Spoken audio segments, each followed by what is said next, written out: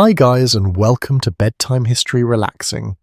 Tonight we step into a place that feels both alive and unstable, where the ground beneath your boots is not just dirt but possibility, and where every sound carries a sense of urgency you cannot quite ignore. You arrive just as the first light of morning stretches across the hills, revealing a sprawling mining camp that seems to have grown overnight. Canvas tents lean at uncertain angles.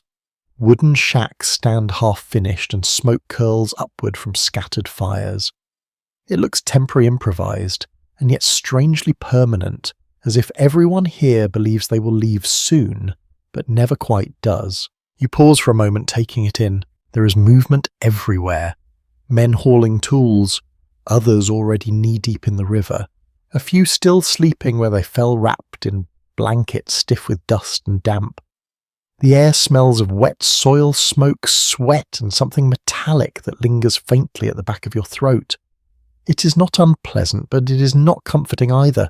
It is the smell of effort, of uncertainty, of thousands of small hopes pressing into one narrow place. And yes, you probably would not survive this, not easily anyway. So before you get comfortable, take a moment to like the video and subscribe, but only if you genuinely enjoy what I do here.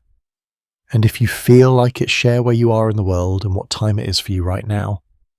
It is always fascinating to see how far these quiet stories travel. Now dim the lights. You shift your weight slightly, your boots sinking just enough into the damp ground to remind you that nothing here is stable. Even standing still requires adjustment. The camp stretches out in uneven lines following the bends of the river and the rough paths carved by countless footsteps. There is no plan, no order in the way a proper town might have. Everything is placed where it fits or where it can be forced to fit. A widely accepted detail of this period is that many gold rush camps formed almost instantly, often within days of a discovery, as news spread rapidly despite the lack of modern communication. Word travelled by ship, by letter, by rumour, and somehow it always seemed to arrive faster than expected. By 1850, thousands had already poured into California, transforming quiet landscapes into crowded, noisy settlements like the one now unfolding around you. You begin to walk. Not quickly. There is too much to take in and too much risk in moving carelessly. The ground shifts between patches of mud and dry dust, depending on where the sun has reached. A cartwheel lies half buried nearby, abandoned or broken. A shovel leans against a tent, its handle worn smooth from use. Everything here carries signs of recent effort, as if no object has had time to rest. Voices rise and fall around you. Some speak in English, others in languages you do not immediately recognize. Laughter appears suddenly, then disappears just as quickly. There is an edge beneath it all, a tension that never fully fades. People greet each other, but rarely for long. Conversations feel brief, functional. No one lingers unless there is a reason. You pass a group of men crouched near the riverbank. They move their pans through the water with slow, practiced motions, watching closely as sediment swirls away. Their focus is intense, almost meditative. One of them glances up, briefly meeting your eyes, then returns to his work without a word. It is not rudeness. It is concentration, or perhaps a quiet understanding that every second matters. A lesser known detach from these camps is how quickly techniques were shared and adapted. While many arrived with little experience, methods like panning, sluicing, and later hydraulic mining spread through observation and necessity. You learn by watching, by trying, by failing, and by trying again. There is no formal instruction here, only repetition and persistence. You continue along the edge of the camp where tents give way to more solid structures.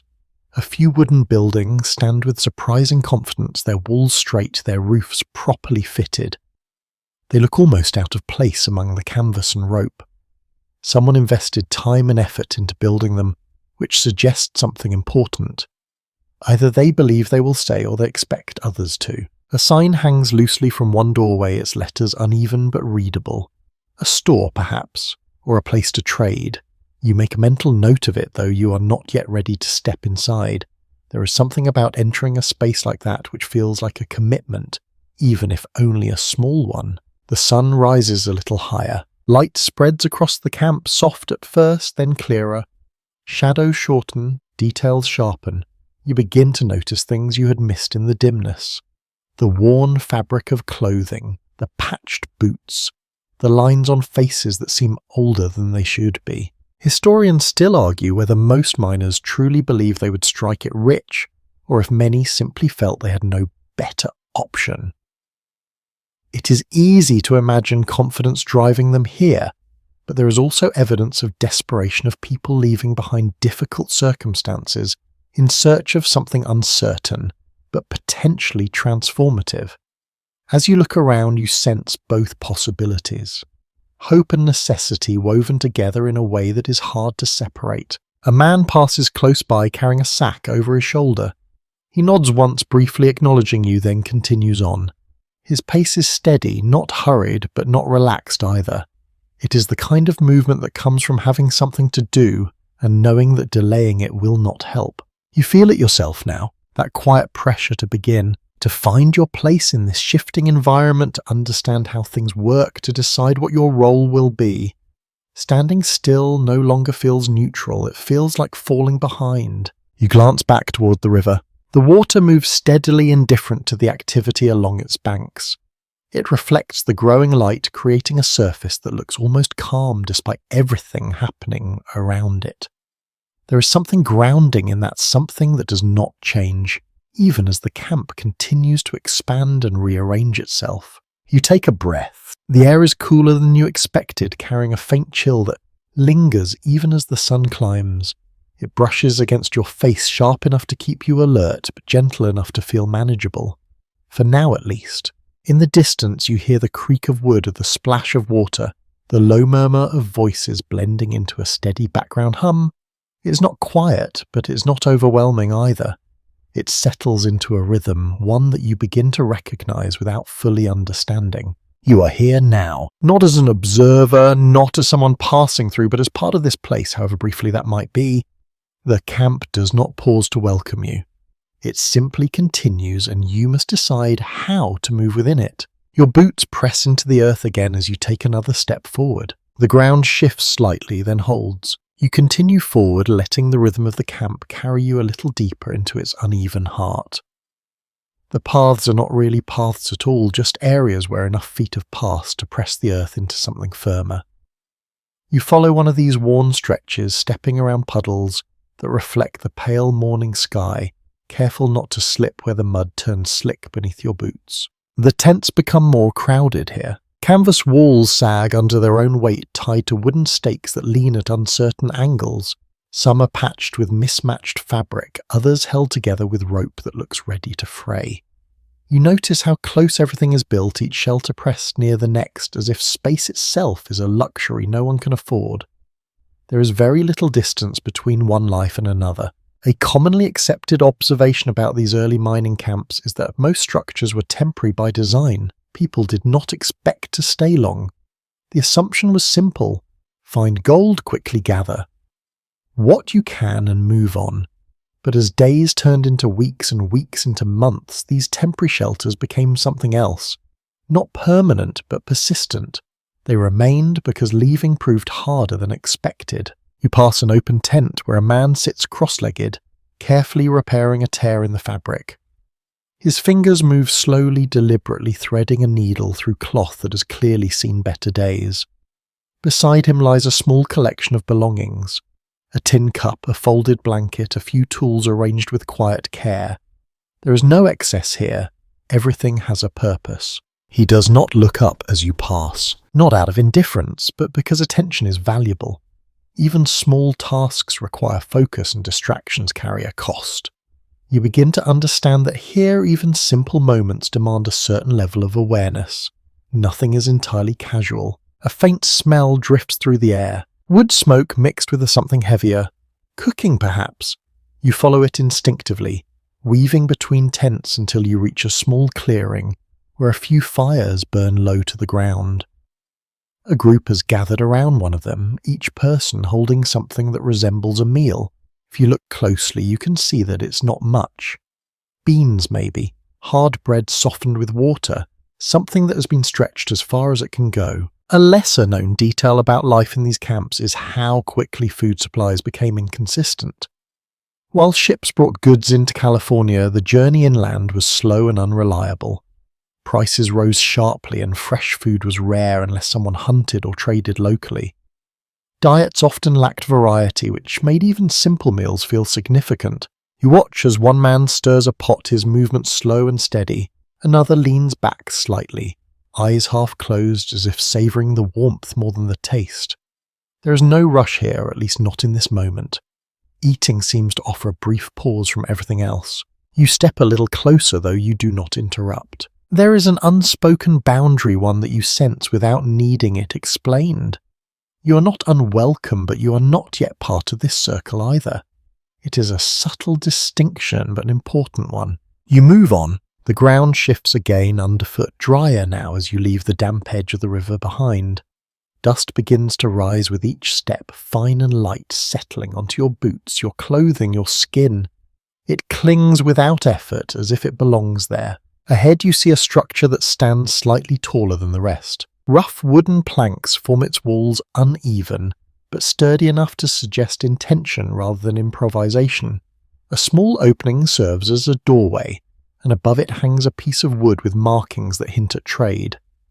You remember noticing it earlier. A place to exchange goods, perhaps, or to buy what you cannot find elsewhere. A broadly recognised fact about gold rush settlements is that merchants often profited more consistently than miners. While gold was uncertain, demand for supplies was not. Tools, food, clothing and basic necessities could be sold at high prices, especially in remote areas where alternatives were limited. You pause just outside the entrance. Inside you can hear movement.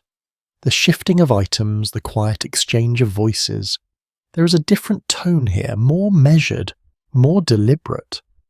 Transactions replace conversation.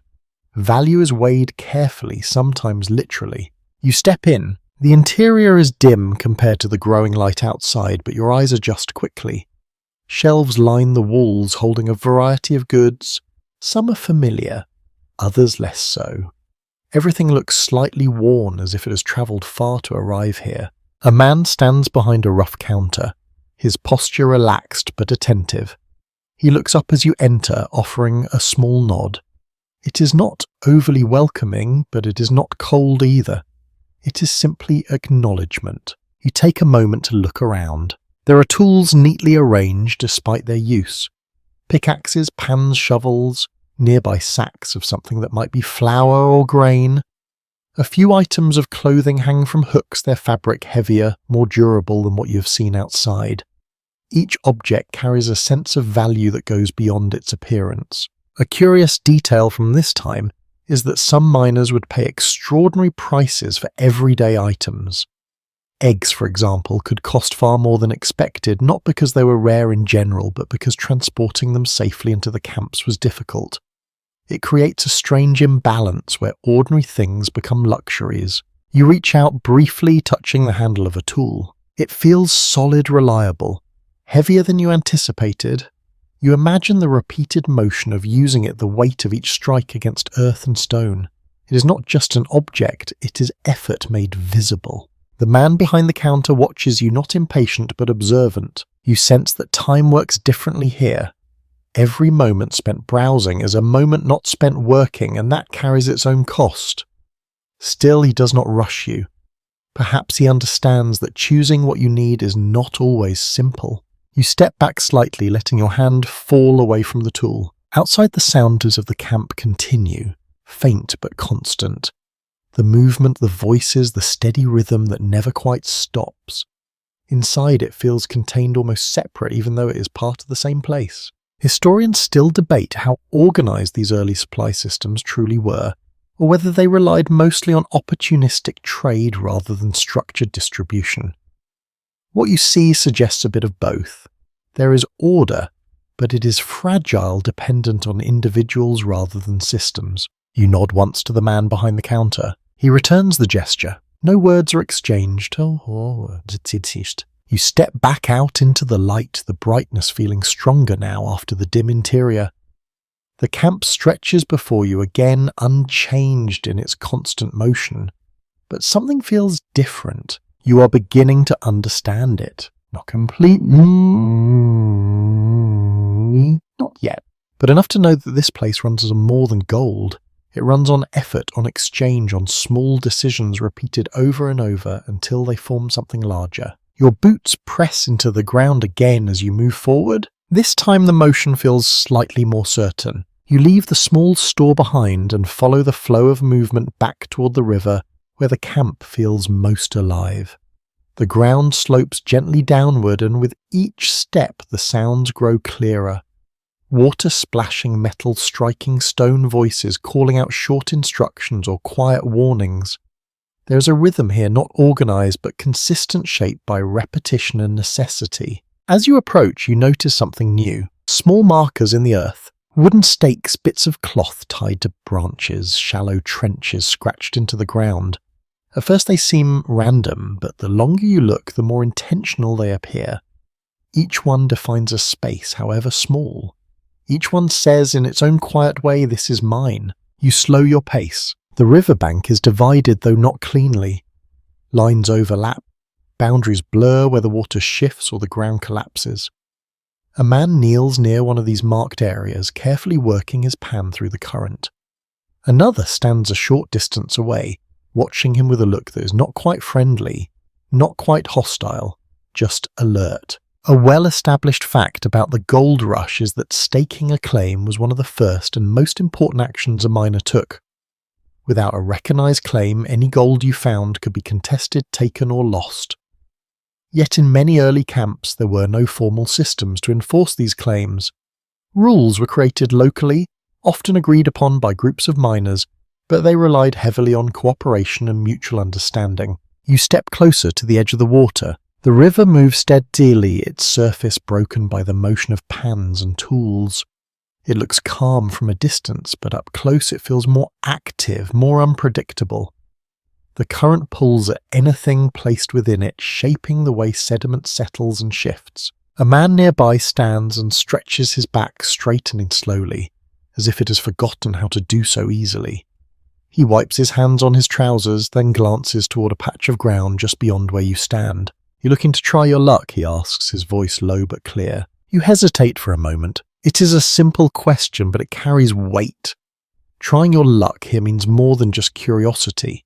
It means stepping into a system that is not entirely stable, where effort and outcome do not always match. You nod just slightly. He gestures with one hand toward a narrow strip of land between two marked areas. That stretch there. No one's claimed it yet, not officially anyway. Not officially. The words linger. You move toward the spot he indicated, careful not to step across any of the visible markers. As you approach, you see that the ground here is uneven, a mix of damp soil and loose stones.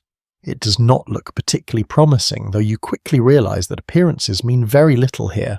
A curious and lesser discussed detail is how often disputes arose over claims that were poorly defined or loosely marked. Without clear boundaries, misunderstandings were common.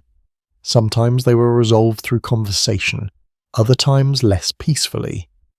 The absence of formal authority meant that resolution depended on those involved. You crouch down, letting your hand brush against the earth. It feels cool, slightly damp. You pick up a small stone, turning it over between your fingers. It looks like any other stone, unremarkable, ordinary. You set it aside and reach for a pan resting nearby, likely left by someone who moved on or gave up. It is heavier than you expected. You carry it to the water's edge and kneel, lowering it carefully into the current. The motion feels awkward at first. You've seen others do it, but watching and doing are not the same. You scoop a mixture of soil and gravel into the pan, then lift it slightly, letting the water flow through. The sediment shifts. You move the pan gently, trying to mimic the slow circular motion you observed earlier. The lighter material begins to wash away, leaving behind heavier particles. You lean closer, watching intently, though you are not entirely sure what you are looking for. Time passes quietly. No one speaks to you, no one interrupts. Around you, others continue their work, each focused on their own small section of the river. There is a shared understanding here. Everyone is engaged in the same pursuit, but each person's effort remains separate. Historians still argue whether most miners had realistic expectations about their chances of success, or if the collective excitement of the gold rush created a kind of shared illusion. As you kneel here watching the contents of your pan shift and settle, you begin to understand how easy it would be to believe. The possibility feels close, almost tangible, even if it remains just out of reach. You tilt the pan again, letting more water carry away the lighter material. What remains is darker, denser, small fragments that resist the current. Your eyes scan the surface, searching for something that stands out, something brighter, something that confirms the effort. For a moment you think you see it, a faint glint catching the light just briefly. You hold still, your breath slowing as you lean closer. The surface of the pan reflects the sky above, making it difficult to distinguish what is real and what is illusion. You adjust the angle, letting the light fall differently. The glint disappears, or perhaps it was never there. You sit back slightly, feeling a mix of anticipation and uncertainty. The process is simple in theory, but in practice it demands patience, attention, and a willingness to accept outcomes that may not match your expectations. Nearby, the man who spoke to you earlier watches for a moment, then returns to his own work. He does not offer advice, does not comment on what you're doing. There is a quiet respect in that. Everyone learns at their own pace. A widely acknowledged pattern in these camps is that initial enthusiasm often gave way to routine. The excitement of discovery, of possibility, gradually settled into the steady repetition of daily labour. It did not disappear, but it changed, becoming something quieter, more persistent. You try again, scooping, lifting, swirling, watching as the water does its work, as separating what is light from what is heavy. Each motion feels slightly more natural than the last, though still uncertain. You begin to understand the rhythm even if you have not yet mastered it. The sun rises higher, warming the air just enough to ease the chill that lingered earlier. Light reflects off the water in shifting patterns, making it harder to focus but more difficult to look away. You pause, letting the pan rest in your hands. Around you, the camp continues its steady motion. New arrivals appear at the edge of the river, hesitating just as you did. Others pack up their tools, moving on for reasons you cannot yet guess. Success, failure, exhaustion. Each possibility feels equally likely. You glance down at your pan once more. Still nothing certain. But you are not ready to stop. Not yet. Your hands move again, slower this time, more deliberate. The motion begins to settle into something familiar, something that feels less like imitation and more like understanding. The river continues to flow, indifferent but constant, and you remain there, working within it. You remain by the river, your knees pressing into the damp earth as your hands continue their slow, steady motion. The pan dips into the water, lifts, tilts, and settles again. At first, each movement required thought. Now something quieter begins to guide you. Not skill exactly, not yet, but familiarity. The work is simple in its structure. Repeat the same motion, watch closely, adjust, repeat again. It's widely documented that most miners during the early gold rush relied on basic tools like pan shovels and picks. Complex machinery would come later, but in 1850 the process remained largely manual. This meant progress depended not only on luck but on endurance. The longer you worked, the greater your chances, at least in theory. You shift, slightly easing the pressure on your legs. The ground beneath you is uneven, scattered with small stones that press into your knees through the fabric of your clothing. You barely notice it now. Discomfort fades into the background when it remains constant. What stands out instead is the rhythm of the work, the way your hands begin to anticipate each motion before you fully think it through. Nearby, someone strikes stone with a pickaxe. The sound echoes briefly sharp and distinct, then blends back into the steady noise of the camp. Another miner carries a bucket past you, water sloshing gently with each step. A few voices rise in conversation, then drop again into quiet focus. No one is your for long. An overlooked detail of life here is how quickly time becomes measured in effort rather than hours. The sun moves across the sky, but your attention remains fixed on the immediate task. A moment of distraction feels noticeable, almost costly, even if you cannot quite explain why. You lean forward again, scooping another load of sediment into your pan. This time your motion is more controlled. You let the water do the work, easing the lighter material away without rushing the process. The darker particles remain shifting slowly as you tilt the pan just enough to guide them. You pause, watching. There is something almost calming about this part. The repetition, the focus, the narrowing of your attention to a single small space. It draws you in, pulling your thoughts away from the larger uncertainty that surrounds you. A man a few steps away lets out a short breath, not quite a laugh, not quite a sigh. You glance over. He holds his pan at an angle, examining its contents with careful attention. For a moment his posture changes, becoming more alert. Then just as quickly it settles again. Whatever he thought he saw has either disappeared or proved less significant than hoped. You understand that feeling already. There is ongoing debate about how often early miners actually found meaningful amounts of gold through simple panning. While stories of sudden fortune spread widely, many accounts suggest that small incremental findings were far more common. Enough to keep people trying, but rarely enough to transform their lives overnight.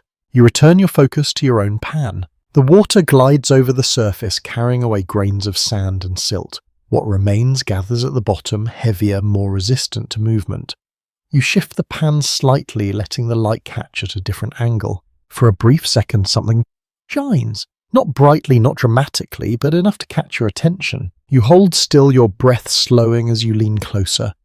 The surface trembles slightly with the movement of the water, making it difficult to focus.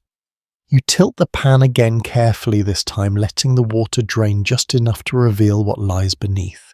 A small fleck, faint but distinct. You stare at it. It is not large, not enough to change anything in a dramatic way.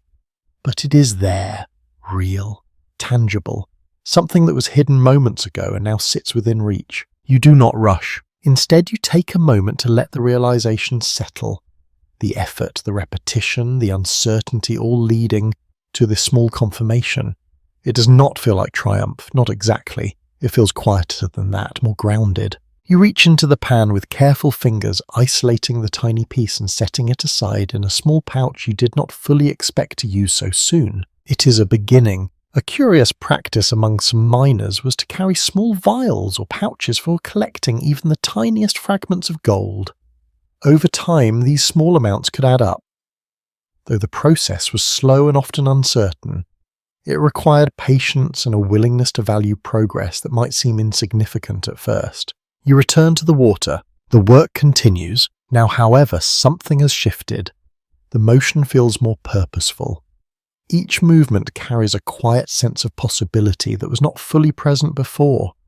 Not because the outcome is guaranteed, but because it has proven itself possible. The sun rises higher, warming your back as you lean forward again. Sweat begins to form at the edge of your forehead, mixing with dust and the faint trace of river water that has splashed against your hands. The air feels thicker now, less sharp than before, but still carrying that subtle metallic scent. You lose track of time. Minutes blend together, then stretch into something longer. The repetition becomes steady, almost automatic. Scoop, lift, swirl, watch, scoop, lift, swirl, watch. At some point you shift your position again, standing briefly to ease the stiffness in your legs. The world seems slightly different from this height, wider, more active. You can see more of the camp, more of the movement, more of the constant effort unfolding in every direction. Then you kneel again, returning to the same small space. Records from the time show that many miners worked from early morning until the light faded, often without clear breaks. The drive to continue to not miss an opportunity shaped the pace of each day. Rest was taken when necessary, but rarely for long. You feel that pull now, the sense that stopping even briefly might mean missing something.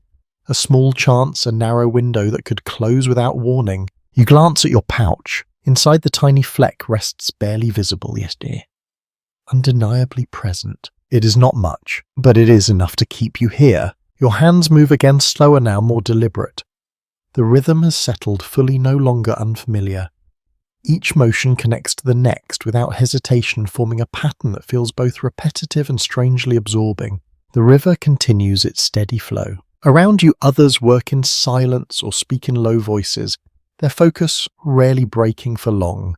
The camp breathes around you, expanding and contracting with each movement, each decision, each small act of persistence. And you remain within it, working, watching, waiting. You remain by the river longer than you expected. At some point, the steady rhythm of your hands begins to blend with everything else around you.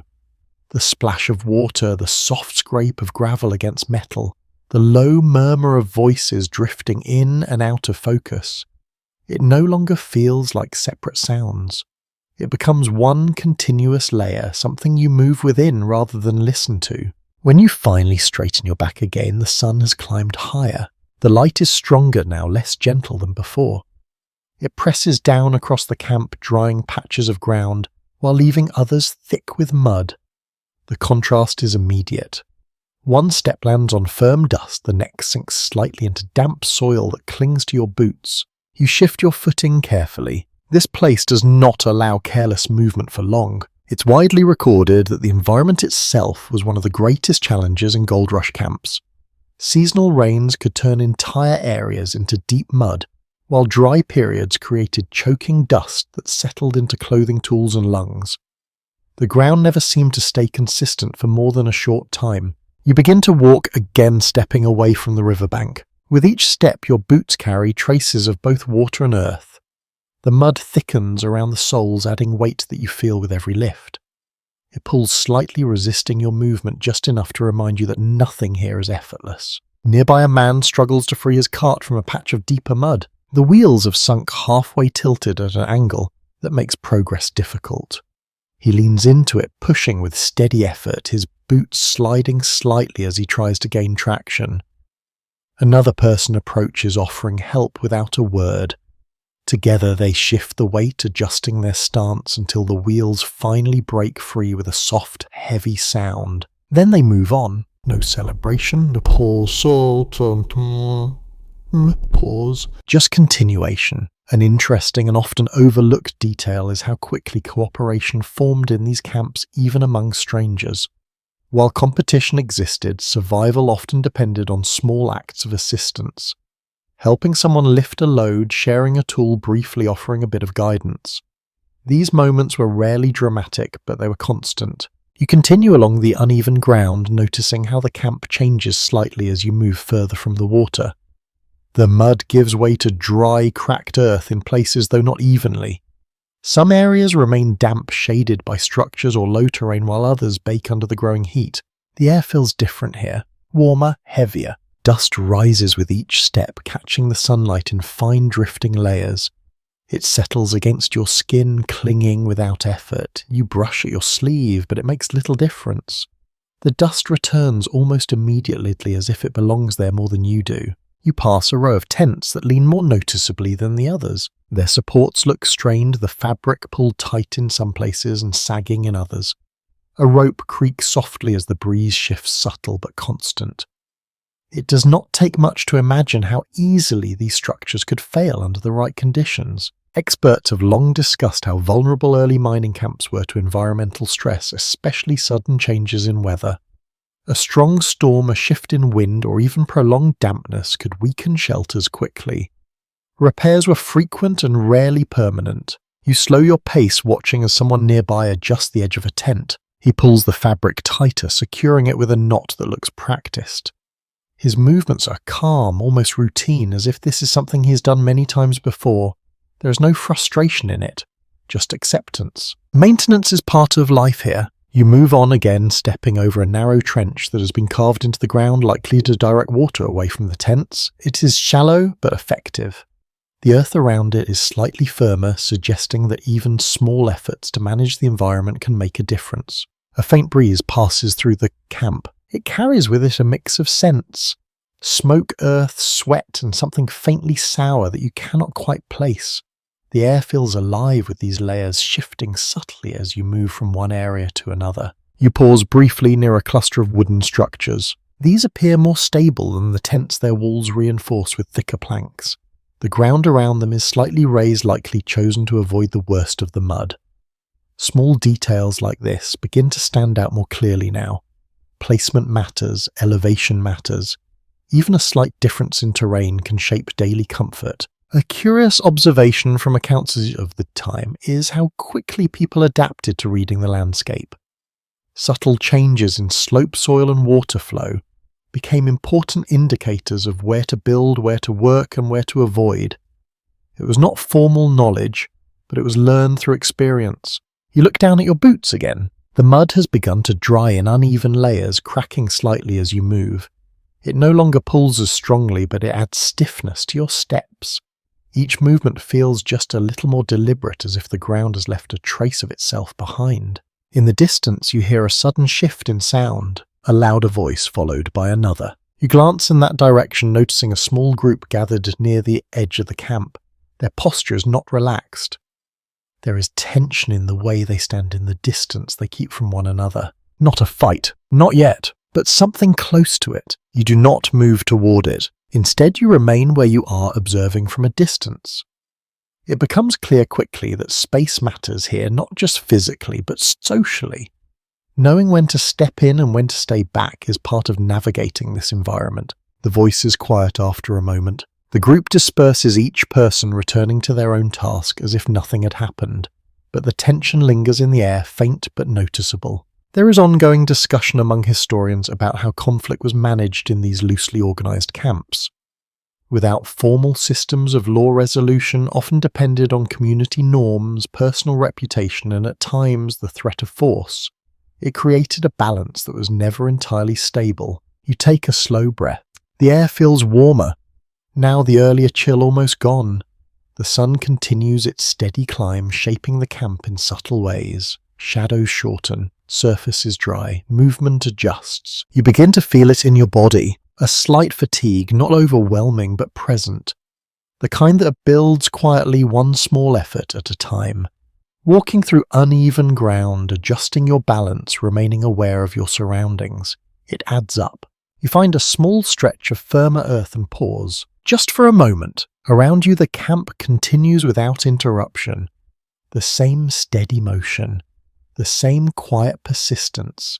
Nothing stops, not fully, not even for rest. You look back briefly toward the river. It glints in the sunlight, distant now but still central to everything.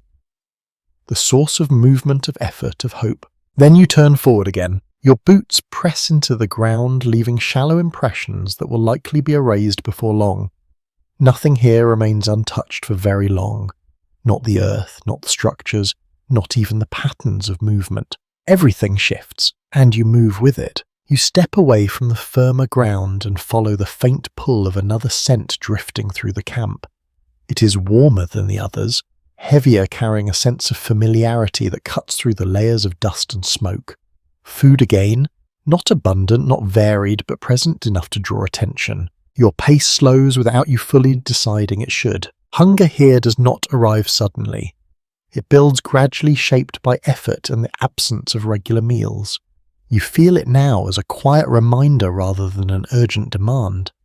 Still, it guides your movement as surely as anything else. Ahead, a small cluster of people has gathered around a low fire. The flames are modest, kept under control with careful attention. A pot rests above it, suspended by a simple metal frame. The liquid inside shifts slowly, releasing a steady stream of steam that rises and disappears into the warming air. You move closer, though you keep a respectful distance. There is no formal invitation, but there is no resistance either. Just a shared awareness that food, like everything else here, exists in limited supply and must be approached with care. It's well known from period accounts that food in gold rush camps was often basic and repetitive. Staples like beans, flour, salted meat, and hard bread formed the core of most meals. Fresh ingredients were rare and expensive, especially in inland camps where transportation remained difficult. You watch as someone stirs the pot. The motion is slow, deliberate, as if conserving energy even in this simple task. Another person sits nearby holding a tin cup with both hands, letting the warmth seep into their fingers before taking a small sip. No one eats quickly. Meals are stretched, not just in quantity, but in time. An unusual but telling detail from this period is that some miners became surprisingly creative with limited ingredients. They combined whatever was available into makeshift dishes, sometimes producing meals that were barely recognizable but still nourishing. It was less about flavour and more about function, though. Occasional moments of ingenuity could make a difference. You notice a small piece of bread resting near the edge of the fire. It looks dense, slightly uneven in shape, as if formed without precise measurement. One of the men breaks off a portion, offering it briefly to someone beside him before taking the rest for himself. The exchange is quiet, almost automatic. Sharing exists here, but it is measured. You shift your weight, slightly aware of your position just outside the circle. There is a balance to maintain. Stepping too close might feel intrusive. Staying too far feels unnecessary. A man glances up at you. His expression is neutral but not closed.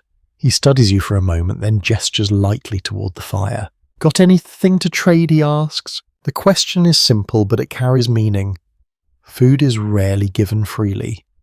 It moves through exchange, through small negotiations that happen without formal structure. You hesitate, then reach into your pocket. The small pouch rests there almost forgotten for a moment. You open it carefully, revealing the tiny fleck of gold you collected earlier. It is not much, barely visible unless you look closely, but it is something. You hold it out slightly. The man leans forward, examining it with a practiced eye. He does not touch it, only observes. After a moment, he nods once. "Enough for a bit," he says. Not a full meal, not even close, but something. You hand over the pouch, watching as he takes a small portion from it, careful not to remove more than necessary. The rest he returns to you without comment. The exchange is precise, almost exact, as if guided by an understanding that does not need to be spoken aloud. He breaks off a piece of bread and hands it to you along with a small portion from the pot. You take them both. The warmth is immediate, spreading through your hands before you even begin to eat. You sit down slowly just at the edge of the group, careful not to disrupt the quiet arrangement that has formed. The first bite is simple, dense, slightly dry but filling. You chew slowly, noticing how your body responds. Not with excitement, but with relief, the kind that settles quietly, easing a tension you had not fully acknowledged. The stew follows. It is thin, more liquid than solid, but it carries a depth of flavour that feels stronger than expected. Salted meat, perhaps. Beans softened over time. It is not refined, but it is effective. You eat without rushing. Around you, others do the same. There is little conversation, only occasional glances and small gestures. The fire crackles softly, adding its own steady rhythm to the moment. There is ongoing discussion among historians about how nutrition affected the success and endurance of miners during this period. Limited diets combined with intense physical labour often led to fatigue and illness over time. Yet many continued, driven by the same possibility that brought them here in the first place. You feel that balance now. The food provides strength but not abundance. Enough to continue, not enough to rest easily. A man across the fire lifts his cup again, taking a slow sip before setting it down with care. His movements are measured, almost deliberate, as if conserving energy even in small actions. You finish your portion, letting the last of the warmth settle into your body. The hunger does not disappear completely, but it softens, becomes manageable, something that can be set aside for now. You brush your hands lightly, though the dust and residue remain. They always do. You stand slowly, nodding once toward the man who made the exchange. He returns the gesture without a word. No thanks are spoken not because they are unnecessary, but because they are understood. You step away from the fire. The air feels different again, cooler without the immediate warmth. The sense of smoke and food fades slightly, replaced by the broader mixture that defines the camp. As you move, you notice how your body feels steadier, not fully restored but supported. Enough to continue. The ground shifts beneath your boots once more, though now it feels familiar. Predictable in its inconsistency, you adjust without thinking, stepping where the earth seems most stable, avoiding deeper patches of mud without needing to look too closely. Behind you, the small group remains gathered, their movements slow, their focus steady. The fire continues to burn, its presence constant but never overwhelming. You carry that warmth with you as you walk, not just in your body, but in the quiet understanding that even here in a place shaped by uncertainty, there are moments of balance. Small exchanges that allow everything else to continue. Your pace settles into something steady again. Not hurried, not slow, just enough. You move further through the camp as the day begins to lean toward its quieter. Half, though quiet here, is never complete. The brightness softens just slightly and the sharp edges of light across the ground begin to blur. It is not evening yet, but the shift has started. You feel it more than you see it. Your steps slow, not out of hesitation, but because the pace around you has changed. The urgency of the morning work begins to ease. Movement is still purposeful but less strained. Conversations last a little longer. A few people straighten their backs, stretching out the stiffness that has settled into their muscles over the course of the day. You notice how the sounds evolve. Earlier everything felt sharp and distinct. Now the noises blend more easily. Tools still strike stone, water still moves, but the edges soften.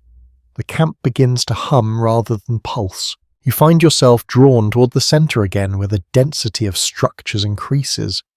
Lanterns appear here and there, not yet lit but ready. They hang from wooden beams or rest on rough tables, waiting for the light to fade just a little more. Contemporary accounts suggest that nights in mining camps were rarely silent even after the work slowed. While some rested, others remained active, cooking, talking, or preparing for the next day. The camp never fully stopped. It only shifted its energy. You pass a group gathered near a partially built structure. They sit on overturned crates and rough planks, their posture more relaxed than before. One of them speaks, telling something that draws a quiet reaction from the others. Not loud laughter, but a shared acknowledgement. A moment of connection that feels brief but genuine. You do not linger. Instead, you continue walking, letting the sounds follow you rather than pulling you in. The sky above begins to change. The blue fades slightly, taking on a softer tone as the sun lowers behind the uneven line of hills. Shadows stretch again longer while reaching across the ground and weaving between the tents and structures. You notice how the camp responds. Small fires begin to appear, not all at once, but gradually. A flame here, another there. Each one carefully tended, kept low and controlled. The light they produce is warm but limited, creating small circles of visibility that do not extend far beyond their immediate space. A small but telling detail is how important fire management was in these camps. With so many temporary structures built close together, a single uncontrolled flame could spread quickly. People learned to keep fires low, to monitor them closely, to treat them with quiet respect. You pause near one of these fires. The warmth reaches you before the light fully does, brushing against your hands and face. It feels different from the sun, more immediate, more focused. A few people sit nearby, their silhouettes outlined by the glow. They speak in low voices, their words blending with the crackle of burning wood.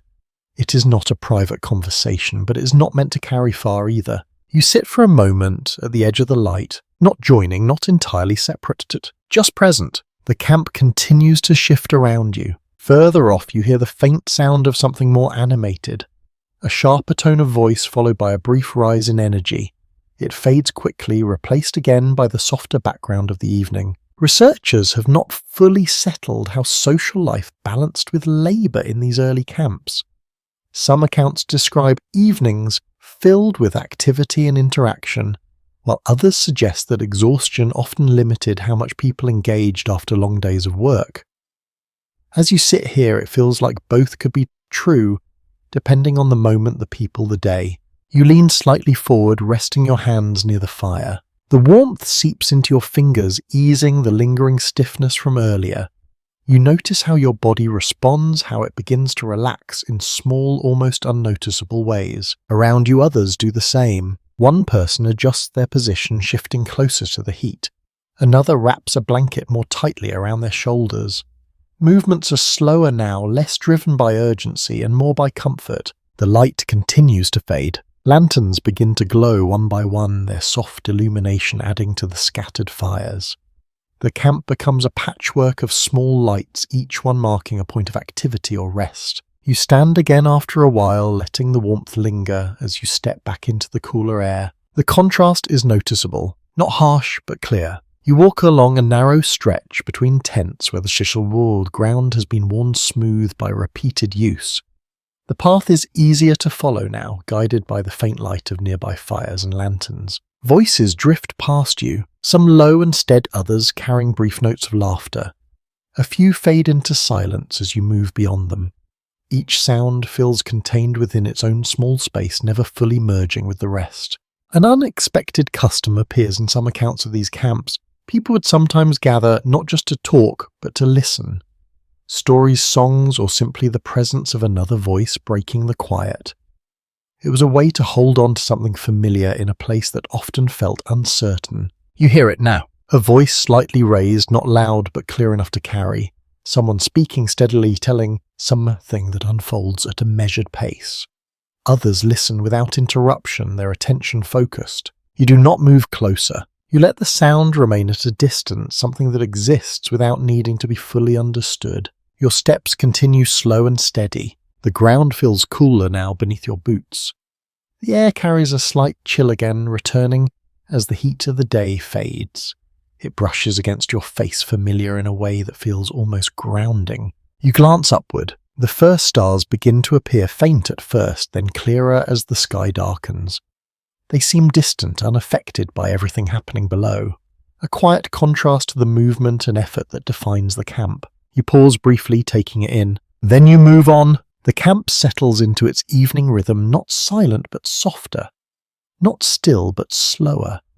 Each person finding their own place within it, whether through rest conversation or quiet preparation for the next day. And you continue to walk within it, not fully part of any one group, but no longer entirely outside either. You follow the faint rise and fall of voices toward a brighter cluster of light where the evening seems to gather more energy rather than less. The glow here is stronger, fed by multiple lanterns and a larger fire that sends sparks gently upward before they vanish into the darkening sky. Your steps slow again, not from fatigue this time, but from curiosity. There is a different tone in this part of the camp. Less quiet, less quiet, less convenient. You hear laughter that carries a little further, voices that rise and fall with more variation. The occasional sharp clap of something striking wood. It draws you in without effort, as if the camp itself is guiding you toward this place where people try in small ways to set aside the weight of the day. You come to the edge of a loosely formed gathering. A rough table stands at the center, its surface uneven but sturdy enough to hold a scattering of objects. Cards, perhaps. A few coins, small items passed back and forth in a rhythm that feels familiar even if you have not taken part yet. Men sit or stand around it, their posture more relaxed than you have seen elsewhere. Shoulders dropped slightly, movements are quicker, less measured. There is tension here too, but it feels different. Not the quiet strain of labour, but the sharper edge of chance. A commonly observed pattern in mining camps was the rise of informal gambling spaces, often forming wherever a table and a group of willing participants could be found. These gatherings offered more than the possibility of gain. They provided distraction, a brief escape from the repetition of work and the uncertainty that came with it. You watch as one of the players places something small on the table. Another follows, matching the gesture. The exchange is quick, understood, without explanation. Cards are dealt, hands revealed, reactions contained but visible in the subtle shift of expression. One man exhales slowly, leaning back, as if accepting an outcome he cannot change. Another gathers what lies on the table. His movements careful but efficient. There is no celebration, not really. Just a quiet acknowledgement that the moment has passed. You remain at the edge observing. It feels similar to the river in some ways. The same sense of watching something unfold, the same awareness that stepping in it would change your position immediately. Here, however, the current is shaped by choice rather than water. A small but telling detail is how quickly money or its equivalent could change hands in these settings. Gold dust, small nuggets, tools, even personal items might be used in place of currency. Value was fluid, defined by agreement rather than fixed systems. You shift slightly, noticing a second gathering nearby. This one centers around a structure that looks more deliberate. Wooden walls, a wider doorway light spilling out more consistently. The sound from within is different again, louder, layered with voices that overlap rather than take turns. You move closer. The interior reveals itself gradually as you step inside. A larger space, though, still rough in its construction. A long counter runs along one side, behind which a few individuals move with practiced efficiency. Bottles line the shelves, their shapes catching the lantern light. A saloon or something close to it. Records from the time indicate that saloons were among the first semi-permanent businesses to appear in gold rush settlements. They served not only as places to drink, but as centres for social interaction, information exchange, and at times conflict. You stand near the entrance for a moment, letting your eyes adjust. The air inside is warmer, thicker. It carries the scent of alcohol smoke and the lingering trace of many conversations layered over one another. It feels more enclosed than the open spaces outside, yet more active. A few people lean against the counter, speaking in low but steady tones. Others sit at small tables, their posture relaxed, but their attention focused on whatever unfolds in front of them.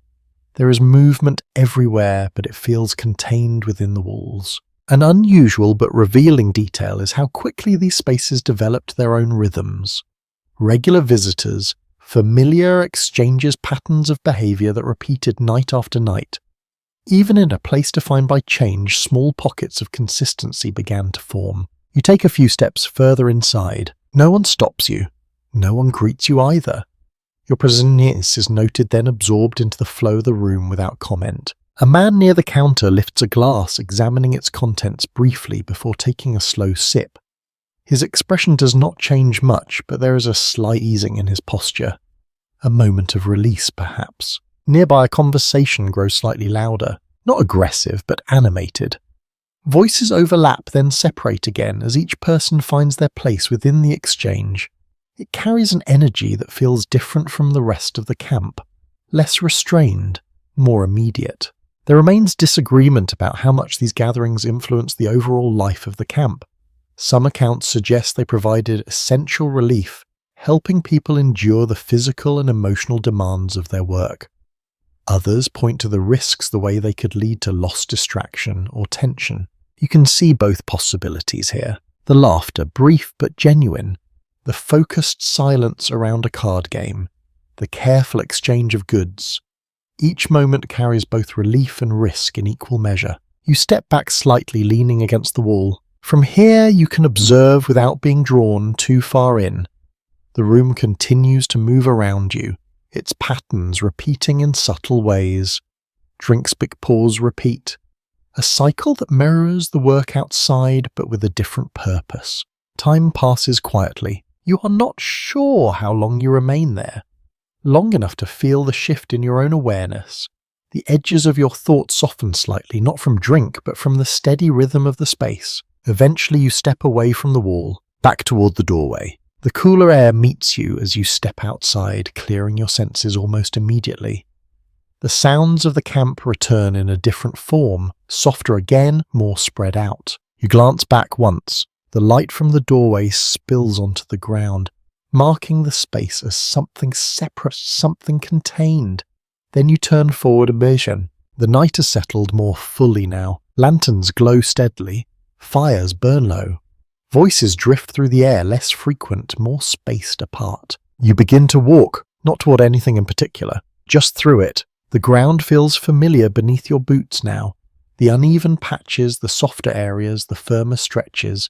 You adjust without thinking, your body learning what your mind no longer needs to question.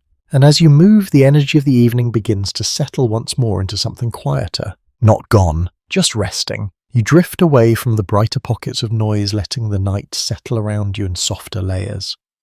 The camp stretches outward in dim shapes and scattered lights, each fire or lantern marking a place where someone still lingers, still moves, still resists sleep for one reason or another. Your pace slows again, not from hesitation this time, but from a growing awareness of your body. The effort of the day begins to make itself known more clearly. Your legs feel heavier. Your shoulders carry a quiet weight that was easier to ignore before. You follow a narrower path between tents. Here the air feels different, closer. The structures stand near one another, their canvas walls creating small corridors that hold in warmth and scent. It is not unpleasant at first, just noticeable. The faint smell of damp fabric, of earth, of bodies that have worked long hours without much opportunity to wash. A recurring pattern in accounts from this period is the challenge of maintaining hygiene in crowded camps. With limited access to clean water and few organised systems for waste, conditions could deteriorate quickly, especially as populations grew. You notice it now in subtle ways. A bucket set just outside a tent, its contents unclear but carefully placed away from the entrance. A cloth hung to dry, though it still appears damp in the low light. Small efforts to manage something that never fully disappears. You continue forward, stepping carefully to avoid uneven ground. The path narrows further, then opens slightly into a small clearing where a few tents form a loose circle. A single lantern hangs from a pole, its light steady but dim. Beneath it a man sits on a low crate, his posture slightly slumped. He coughs. The sound is sharp in the quiet, breaking the steady rhythm of the night. He brings a cloth to his mouth, holding it there for a moment before lowering it again. His breathing remains steady, but there is a strain in it that you cannot ignore. You pause just at the edge of the light, not stepping closer but not moving away either. A small but telling detail is how common illness was in these environments. Close quarters, limited sanitation and physical exhaustion created conditions where even minor ailments could spread or worsen quickly. Another cough follows, softer this time but persistent. A second person sits nearby, watching him with quiet concern. No words are exchanged, but the attention is clear. It is the kind of awareness that comes from familiarity, from having seen this before. You shift your weight slightly. There is a feeling here that is different from the rest of the camp. Not tension exactly, not urgency, but a kind of fragility. A reminder that beneath the constant motion and effort there are limits that cannot be ignored. You move on, not out of discomfort, but because staying feels like intruding on something private. The path leads you further into the quieter edges of the camp. Here fewer lights burn. The spaces between tents widen slightly, giving the night more room to settle. The sounds grow softer, more distant. A voice here, a movement there, but nothing that carries far. You notice how the air cools again. The warmth from fires and bodies fades as you move away from the centre. A faint chill returns, brushing against your face and hands. It feels familiar now, something your body has already begun to accept. Experts have not fully agreed on how well miners understood the causes of illness during this time. While some recognized the importance of cleanliness, others relied on habits or beliefs that did little to prevent the spread of disease. The knowledge existed in fragments unevenly applied. You pass another tent where a small light still burns inside. The canvas glows softly, revealing the faint outline of movement. Someone shifting, perhaps preparing to rest or unable to settle. You hear a low murmur, a voice speaking quietly, followed by a pause, then another reply. Conversation but subdued. It feels more personal than the gatherings you saw earlier. Less about distraction, more about connection. A way to hold on to something steady in a place that rarely offers it. An unexpected custom appears in some recollections of these camps. People would sometimes form small informal groups, sharing space or resources to support one another through illness or hardship. Not formal arrangements, but quiet agreements that made survival a little more manageable. You step carefully over a small rut in the ground, your boots finding firmer footing on the other side. The earth feels colder here, less disturbed by constant movement. It holds the chill of the night more easily, giving back less warmth than the areas closer to the fires. You pause for a moment, listening. The camp continues, but at a distance now. The louder sounds have faded, replaced by something softer. The rustle of fabric, the occasional footstep, the quiet shift of someone turning in their sleep. You take a slow breath. The air feels clearer here, though, still carrying traces of everything that defines this place. Smoke, earth, effort. It settles into your lungs without resistance, familiar now in a way that might have surprised you earlier. You begin to walk again, your steps slower than before. Fatigue has settled more fully into your body. Not overwhelming, but present. The kind that does not demand rest, but makes it increasingly appealing. There remains disagreement about how miners balanced rest and labour in such demanding conditions. Some accounts suggest that exhaustion often forced people to sleep wherever they could, while others describe a more structured approach to rest shaped by the necessity and routine. As you move through the dim light, it feels like both could exist at once. Some tents are quiet, their occupants already asleep. Others still show signs of movement, small pockets of wakefulness scattered through the dark. You pass a final cluster of tents before the space opens slightly again. Here the ground slopes gently upward, giving you a small view back across the camp. Lights flicker in the distance, marking where activity still continues. The river reflects a faint glimmer of starlight, its surface darker now but still present. You stand for a moment taking it in, the noise, the movement, the effort all softened by distance and night. Then you turn away. Your steps carry you back down toward the paths you now recognize, your body adjusting automatically to the uneven ground. The camp feels different at this hour, not less alive but less demanding, as if it allows a brief pause before the cycle begins again. And within that pause you continue to move. Quietly, steadily, you drift back towards the more active parts of the camp, though the energy has shifted into something quieter and more watchful. The lanterns burn lower now, their light steady but subdued, and the fires have settled into glowing beds of embers rather than bright flame. Your steps are slower, not just from fatigue but from awareness. The camp at night feels different, less forgiving in some ways. The same paths you walked earlier now hold deeper shadows. The same faces you passed now appear in softer outlines, harder to read. Movement continues, but it carries a sharper edge. You notice it first in the way people watch one another. Brief glances that linger a second longer than before. Not unfriendly, but cautious, as if the absence of daylight changes the rules slightly even if no one has said so out loud. Many first-hand accounts mention that formal law enforcement was nearly non-existent in early gold rush camps. Instead, order depended on informal agreements, shared expectations, and at times the willingness of individuals to enforce those expectations themselves. You feel that absence now, not as chaos but as possibility. You pass a narrow stretch between two structures where the light fades almost completely. Your boots find the ground carefully, each step placed with more intention.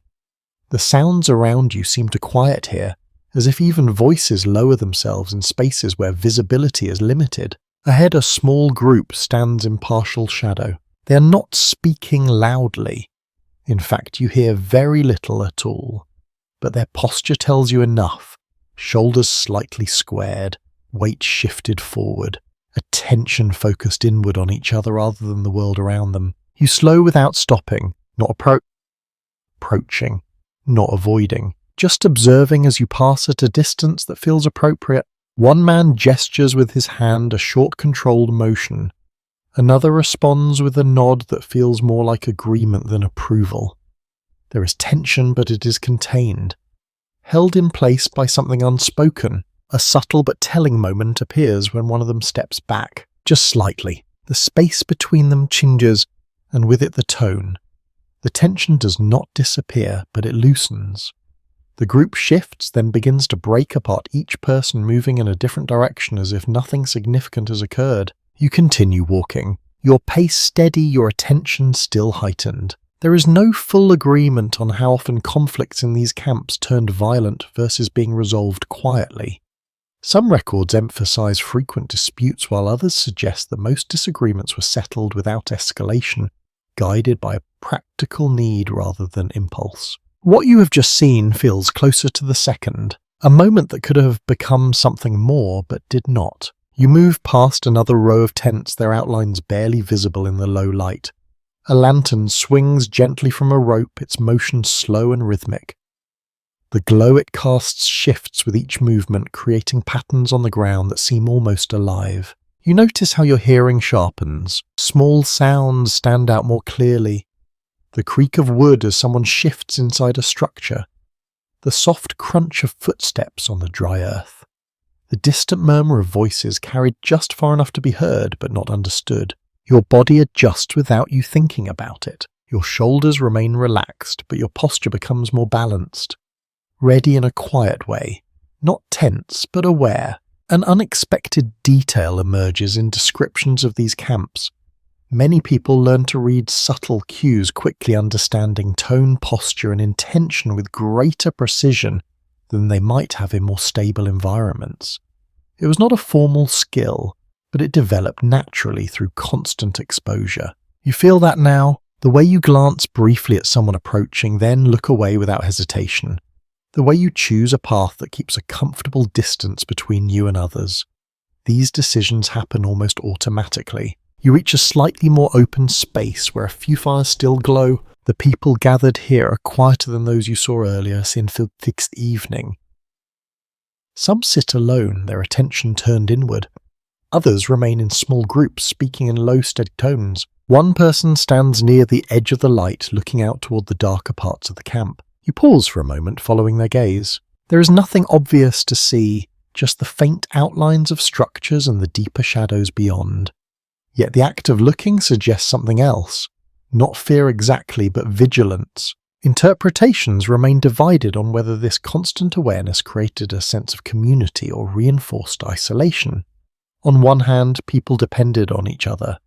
On the other, the need to remain alert could limit how much trust truly formed. You step forward again, letting the moment pass. The ground beneath your boots feels cooler, now the warmth of the day fully gone. The air carries a sharper edge, brushing against your skin with a clarity that keeps you present. You notice a small object near your path, a tool perhaps dropped or left behind. You bend slightly, examining it without picking it up. It looks worn, its handle smoothed by repeated use.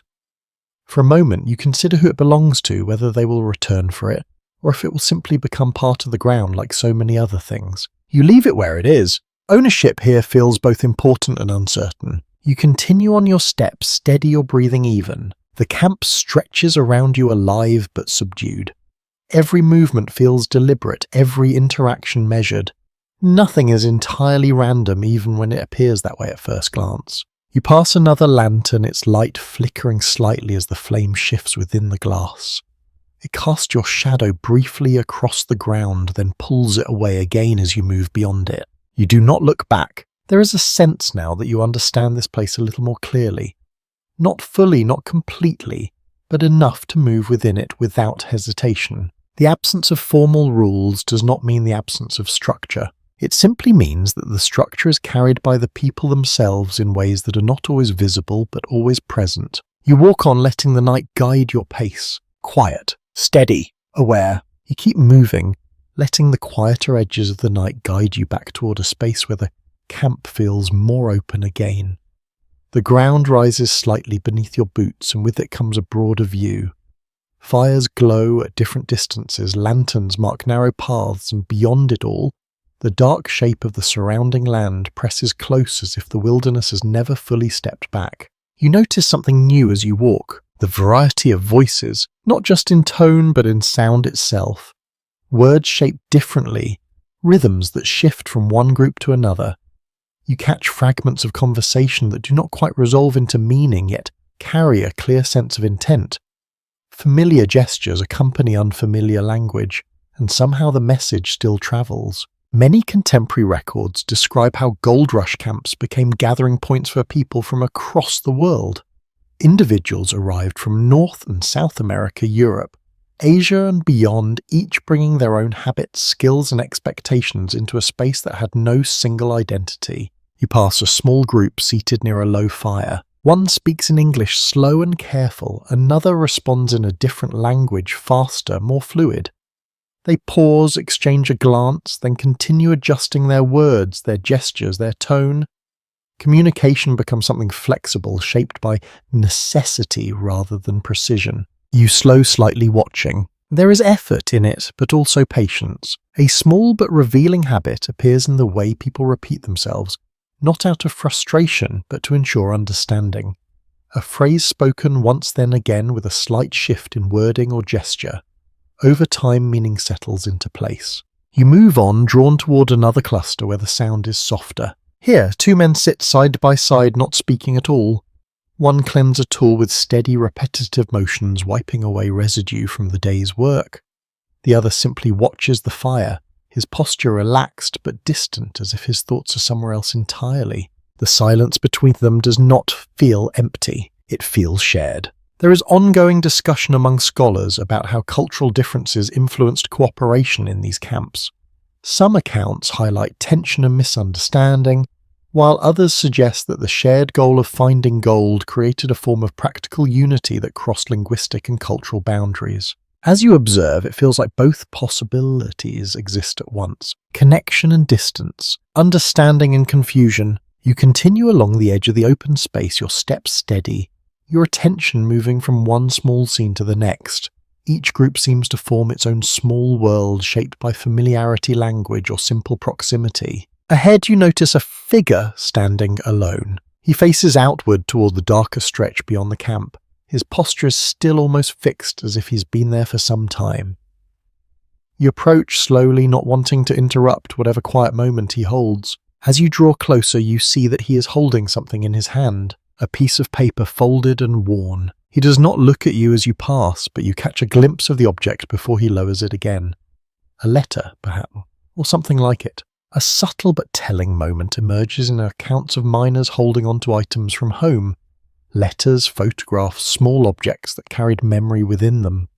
These items often became more valuable than their material worth, offering a connection to a life that felt distant and unreal in this place. You continue walking, the image staying with you. The camp may be filled with people, but it does not always feel full. There are spaces within it where individuals remain separate even when surrounded by others. You pass another fire where a small group sits closer together. Their conversation is quiet, but the tone feels lighter. A shared moment of ease, perhaps. One person gestures animatedly, describing something that draws a brief smile from the others. It does not last long, but it is enough. An unexpected detail appears in some descriptions of these gatherings. Humor, even in small amounts, played an important role in maintaining morale. A short story, a simple joke, a shared memory. These moments helped break the steady pressure of work and uncertainty. You feel it as you pass. A slight lift in the atmosphere, brief but noticeable. Then it fades again, replaced by the more constant rhythm of the camp. You move further along your boots, pressing into ground that now feels almost familiar in its unevenness. You no longer need to look down as often. Your body adjusts, finding balance without conscious effort. Above you the stars have grown clearer. The sky stretches wide, unaffected by the small shifting world below. It offers a sense of scale that is difficult to ignore. Everything here, all the effort, the movement, the quiet exchanges, exists within a much larger stillness. You pause again, just for a moment. There remains disagreement about how people in these camps understood their place within such vast surroundings. Some accounts suggest a strong sense of opportunity and expansion, while others describe a growing awareness of isolation and distance from anything familiar. As you stand there, it feels like both could be true. The possibility of something new set against the quiet weight of what has been left behind. You take a slow breath, the cool air settling easily into your lungs. Then you begin to move again. The camp continues around you, each person carrying their own story, their own reason for being here. Some driven by hope, others by necessity, many by a mixture of both. And you move among them, not fully connected to any one path, but no longer separate from the whole. Your steps carry you forward steady and unhurried as the night deepens and the camp settles further into its quiet, shifting rhythm. You keep moving through the dim paths, the night settling more fully around you with each step. The camp feels quieter now, not silent but softened. Conversations have thinned, fires burn lower, movements slow into something more deliberate, more inward. Your pace matches it. There is less urgency in your steps now, replaced by a steady rhythm that feels almost automatic. You're no longer navigating the camp as a stranger.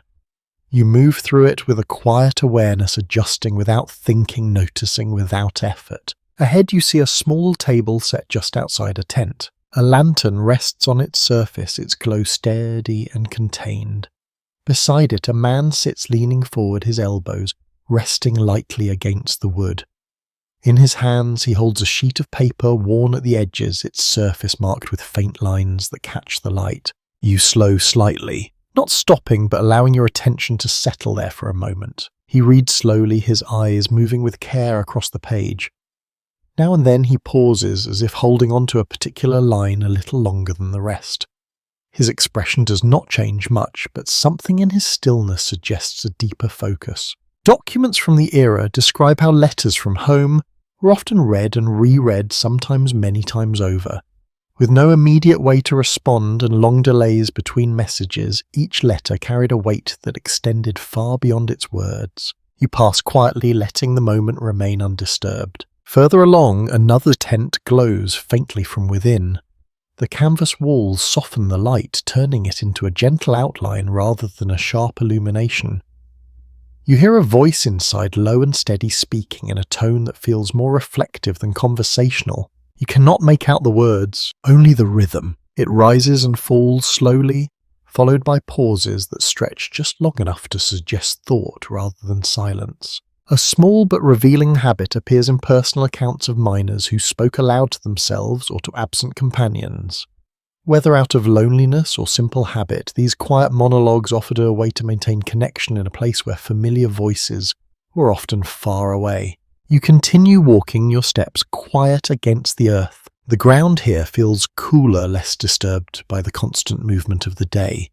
It holds the night more easily, giving back a subtle chill that settles through your boots. You pass a narrow space where two tents stand close together. Between them, a small crate serves as a makeshift surface. On it rests a folded piece of cloth carefully arranged, and beside it a small object that catches your eye. You step closer just enough to see it more clearly. A photograph, faded slightly, its edges worn but still intact. The image is difficult to make out in the low light, but you can see figures within it. Faces, perhaps. A moment captured from somewhere else, somewhere quieter, more stable. You do not touch it. You only look. There is ongoing discussion among historians about how individuals coped with the emotional distance created by the gold rush. Some embraced the separation, focusing entirely on their immediate goals, while others held tightly to reminders of home, using them as a source of comfort or motivation. As you stand there, it feels like both responses exist side by side. The photograph remains still unaffected by the movement around it. You step back, letting the moment pass. The path opens slightly ahead, leading you toward another area where a few people remain awake. Their presence is quiet, their movements slow, as if each action is measured against the growing weight of fatigue. One person sits with their back against a post, eyes half closed but not fully asleep. Another adjusts a blanket, pulling it closer around their shoulders before settling into a more comfortable position. An unexpected detail emerges in some recollections of camp life. Sleep was often irregular, shaped less by time and more by opportunity.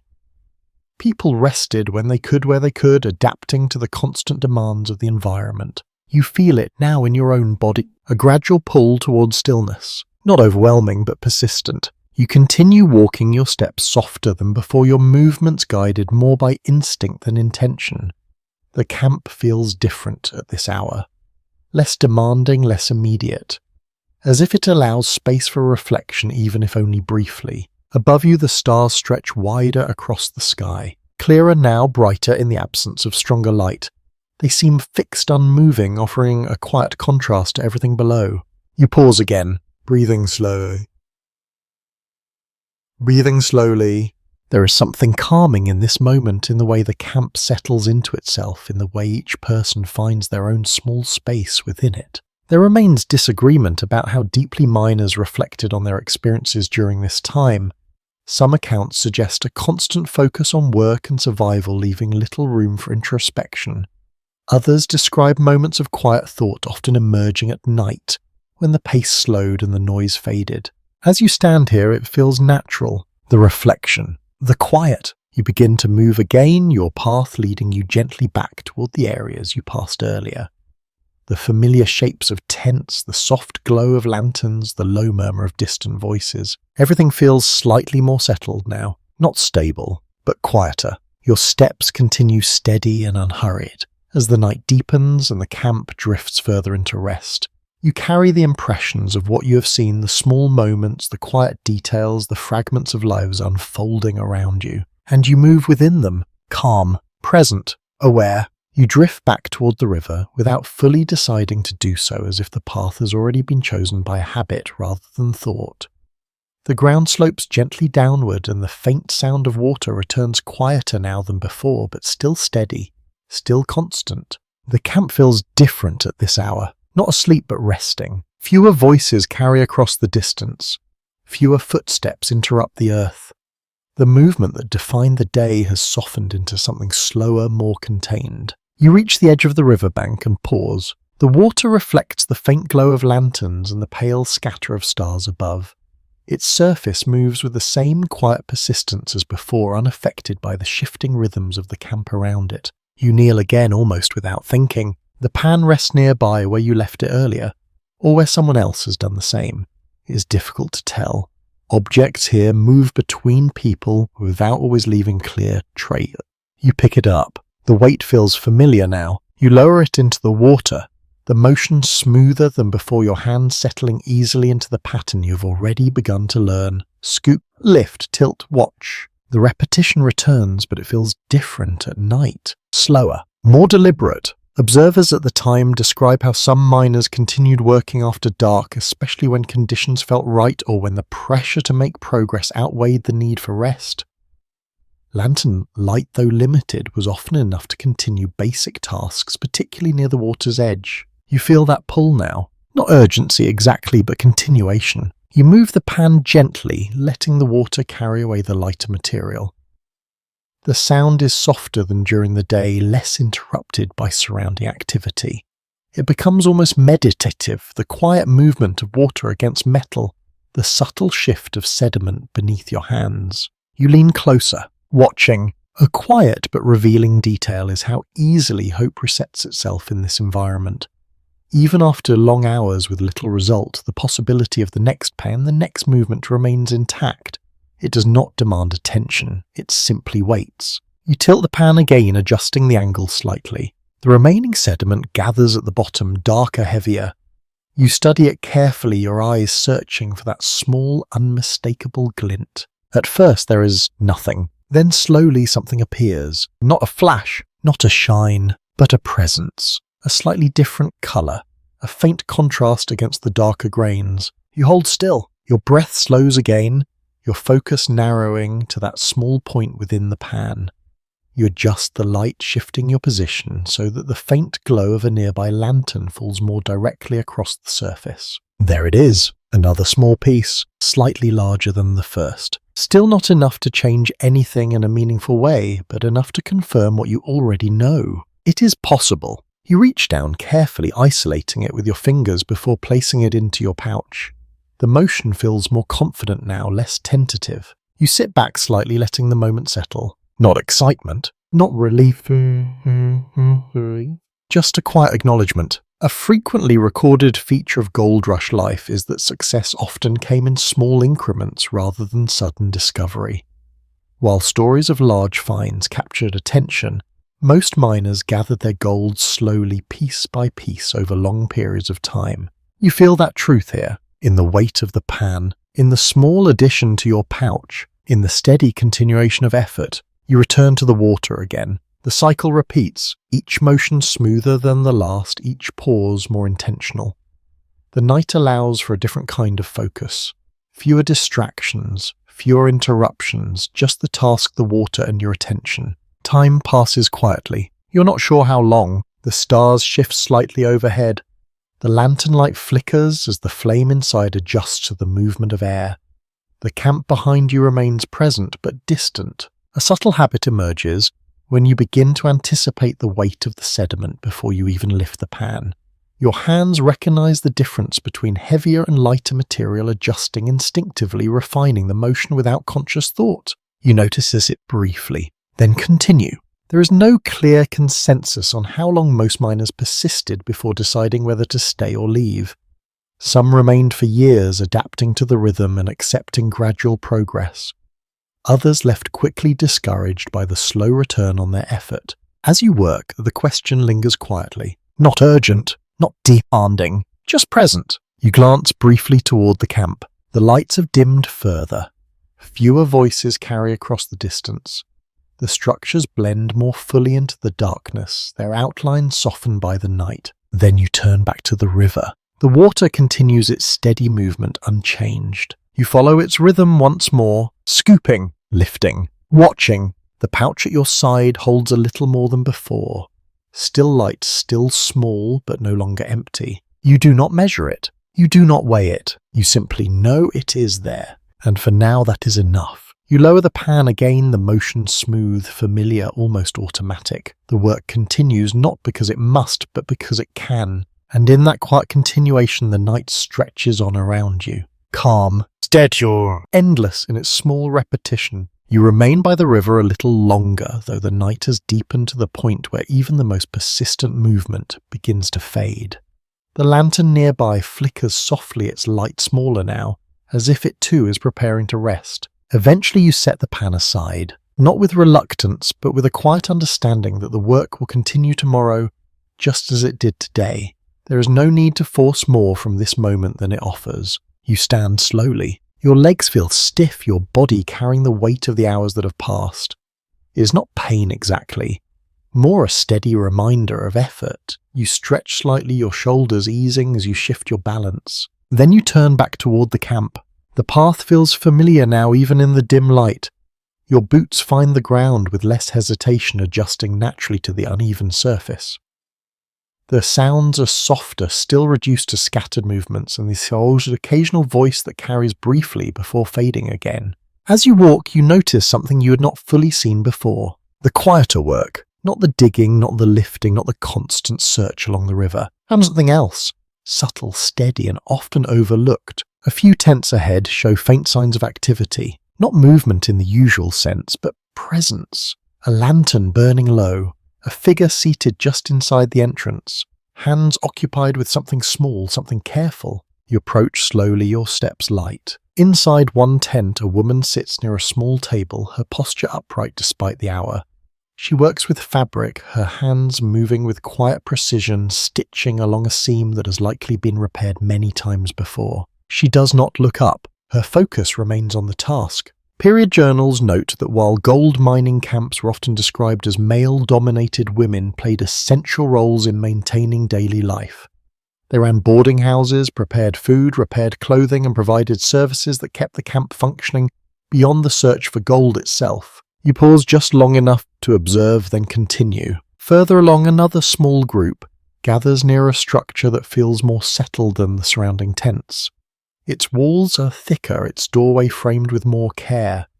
Inside you catch a glimpse of movement. Someone arranging items, perhaps preparing for the next day.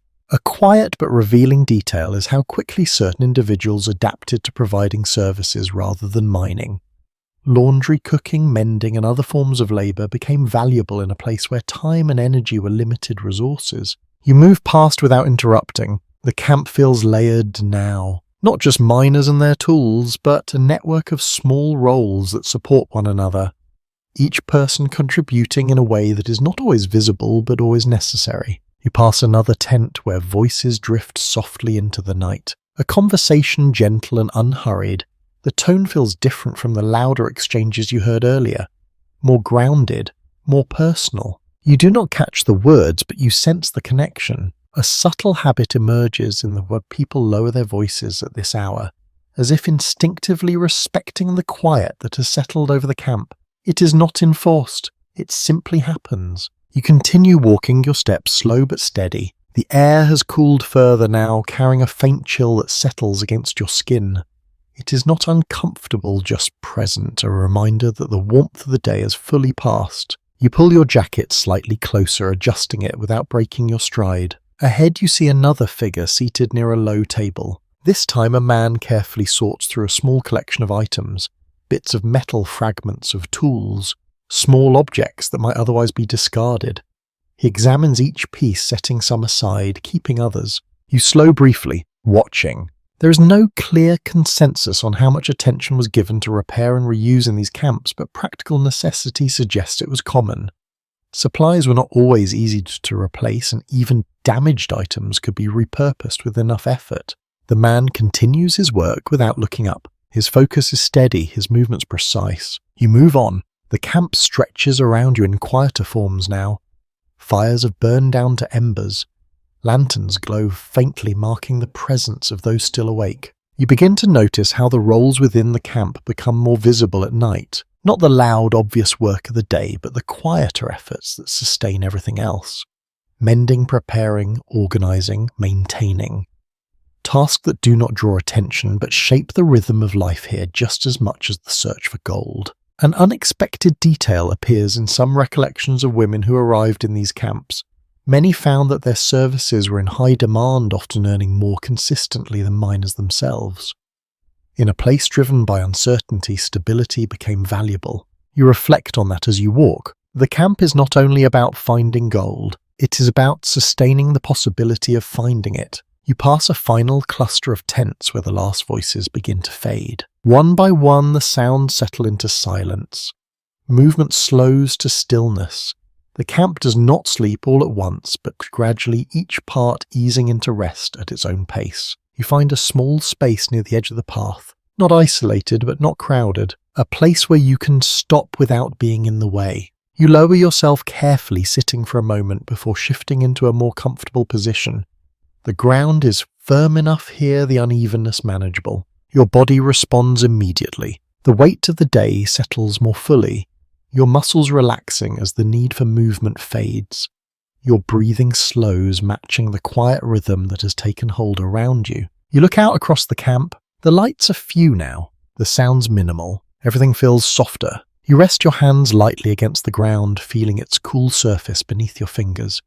It holds the memory of the day but offers no resistance now. Just stillness, and within that stillness, the camp continues in its own quiet way, held together by the efforts of those who remain awake and those who have already drifted into rest. You remain there for a moment longer, then let yourself settle. You remain seated for a while, letting the stillness settle fully into your body. The camp breathes around you in slower rhythms now, each sound spaced farther apart, each movement quieter than the last. It does not feel empty. It feels held, as if everything has simply lowered its voice. Eventually you shift forward and rise again, not out of restlessness, but because the night has not fully ended for you. There is still a quiet pull to move, to observe, to understand just a little more before sleep takes its turn. You step back onto the worn path, your boots finding their place without hesitation. The ground feels cooler now, firm in some places, soft in others. You adjust instinctively, no longer needing to look down as often. Your body has learned what your eyes once searched for.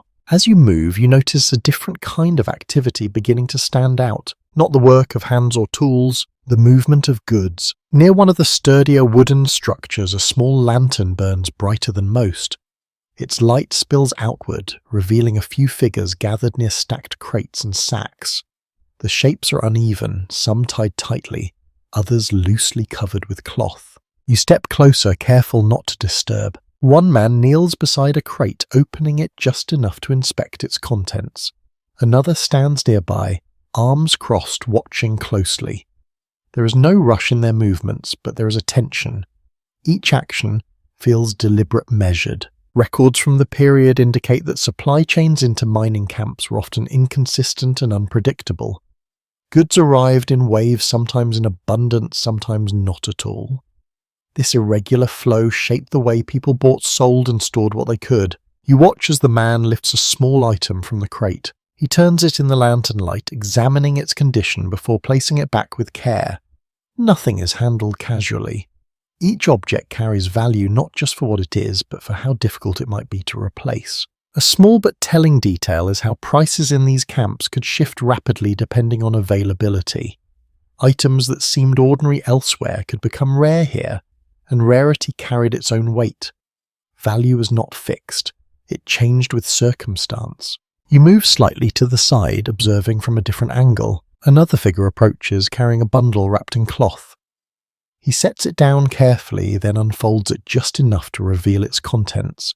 You catch a glimpse of fabric, perhaps clothing or material for repair. A brief exchange follows. Not loud, not drawn out. A few words, a nod. The bundle is passed, something else offered in return. The transaction is quiet, efficient, shaped by an understanding that does not need to be explained. You remain still, watching. There is something steady in this process. Not the uncertainty of the river, not the shifting rhythm of daily labour. This feels more controlled, more defined. Goods move from one person to another, each exchange reinforcing the structure that holds the camp together. A subtle habit emerges in the way people handle these interactions. There is little hesitation, little unnecessary conversation. Decisions are made quickly but not carelessly. Experience seems to guide them. You step back slightly, letting the space remain theirs. As you continue walking, you notice more signs of this quiet economy. A sack propped against a tent, its opening tied carefully. A set of tools arranged near a doorway, positioned for easy access but kept close. Small details that suggest ownership, intention and awareness. There is no clear consensus on how stable these economic systems truly were. Some accounts suggest a constant state of imbalance where supply struggled to meet demand. Others point to a form of adaptation where people learn to navigate scarcity with surprising efficiency. As you move through this camp, it feels like both ideas exist together, uncertainty balanced by adjustment. You pass a small structure where a dim light still burns inside. Through the opening, you see shelves lined with goods, fewer now than earlier in the day. Some spaces stand empty, others partially filled. The arrangement suggests change movement, a flow that never fully stops. You pause for a moment at looking in. The air inside seems still untouched by the movement outside. It holds a different kind of quiet, one shaped by containment rather than distance. Then you move on. The path leads you toward a slightly raised area where the ground feels firmer. From here you can see more of the camp again, though the details are softened by the darkness. Lanterns mark key points. Fires glow faintly. Everything else fades into shadow. An unexpected detail appears in some accounts of merchants who operated in these camps. Many became central figures not just for the goods they provided, but for the information they carried. News travelled with supplies, and those who controlled the flow of goods often held knowledge as well. You consider that as you stand there. The movement of objects is not separate from the movement of ideas. Both shape the camp in ways that are not always visible. You take a slow breath, the cool air settling easily into your lungs. Your body feels heavier, now the fatigue of the day more pronounced. It does not demand rest immediately, but it no longer allows you to ignore it. You begin to walk again, your steps slower than before. The camp continues around you, quieter, now more settled. The exchanges you observed fade into the background, replaced by the broader stillness that has taken hold. You pass one final group near a dim lantern. They speak softly, their conversation brief, their movements minimal. One adjusts a crate, another secures a bundle, then they begin to disperse. The work of the night is nearly done. You continue on your path, leading you back toward the place where you first paused earlier.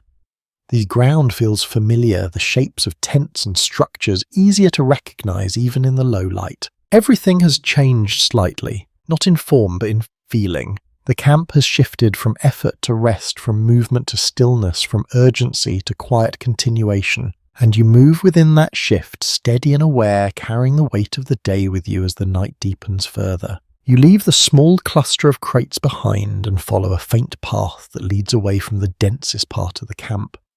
The ground rises gently, and with each step the sounds thin out, replaced by a wider quiet that feels less shaped by human activity. The air changes here. Cooler, cleaner in a subtle way, though still carrying the distant trace of smoke and earth.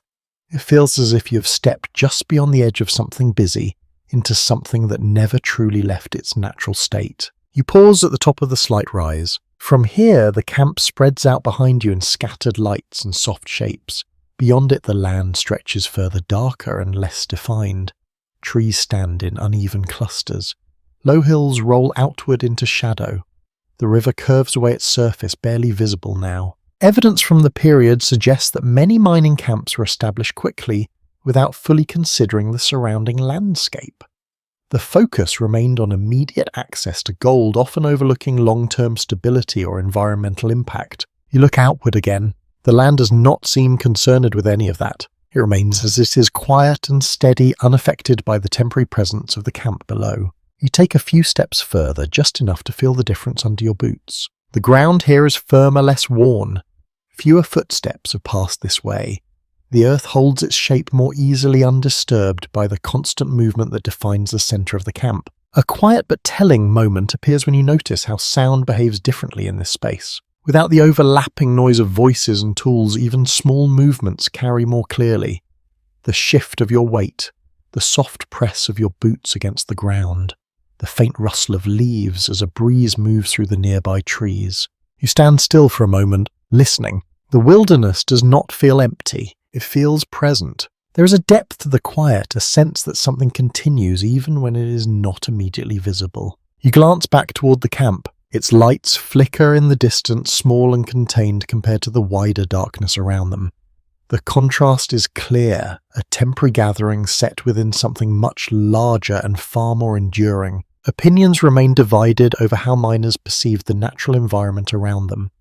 Some accounts describe a sense of opportunity and expansion, while others suggest a growing awareness of isolation and vulnerability within unfamiliar terrain. As you stand here, the second feeling becomes easier to understand. The camp feels secure when you're inside it. From here, it looks small. You take another step forward, then stop. There is no need to go further. This space is not meant for staying, not tonight. An easily missed detail is how quickly boundaries form even without clear markers. The camp feels defined not by fences or walls, but by the presence of people, light and sound. Beyond that, the land resumes its own quiet rhythm. You turn back slowly. The path you followed is still visible, though faint. Your boots find it again without hesitation, your body adjusting easily as you begin to descend. The sounds return gradually.